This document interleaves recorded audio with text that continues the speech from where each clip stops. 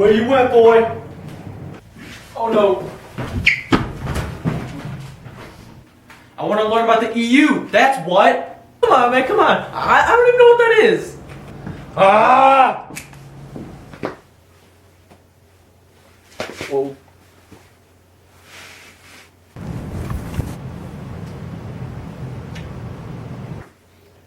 I can give you Malanus. He knows this stuff. I know where you can find him. Ugh, I already tried that. How do you think I got this scar? Well, it all starts with supranationalism. What the heck are you talking about, man? Talk about the real stuff. It's a group or policy that is above the authority of national governments. Like the UN? Yeah. The UN plays a significant role in keeping peace throughout the world. Okay, now more about the EU. Let's go. The very beginnings go back to the EEC, which was established by the Treaty of Rome in 1957, I think it was. That called for the abolition of tariffs between European nations, which set a basis for a more united Europe.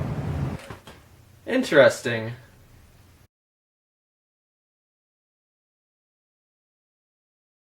The EU was also given three pillars of authority. Number one, trade and economic affairs. Number two, justice and home affairs.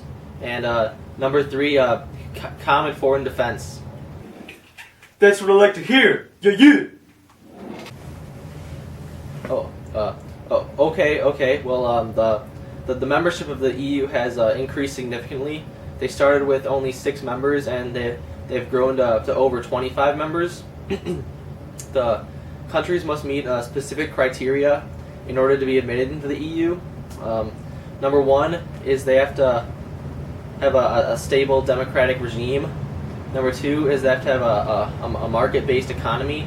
And number three is that they have to have a willingness to accept all EU laws and regulations. Sounds like the country club I just robbed. That's why they're having trouble admitting Turkey, because Turkey isn't actually technically in Europe, it's in Asia. They have a history of authoritarian leaders, and their gross income is relatively low compared to the current EU members. Well, that's stupid.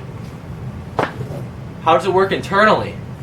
It's made up of one member from each of the nations, and then there's the president of the commission. The commission proposes legislation. It upholds treaties, and handles the day-to-day operations.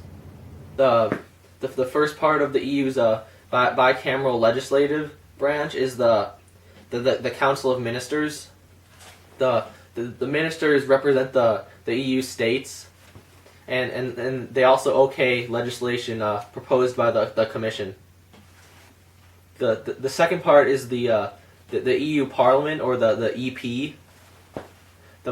The members of the EP are directly elected every 5 years by the people, and that they actually don't have as much legislative power as they think, because the amendments they can propose are easily overridden by the Council.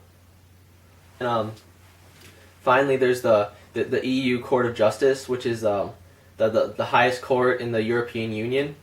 The power of judicial review, it interprets European laws, and its decisions may affect the sovereignty of the EU states.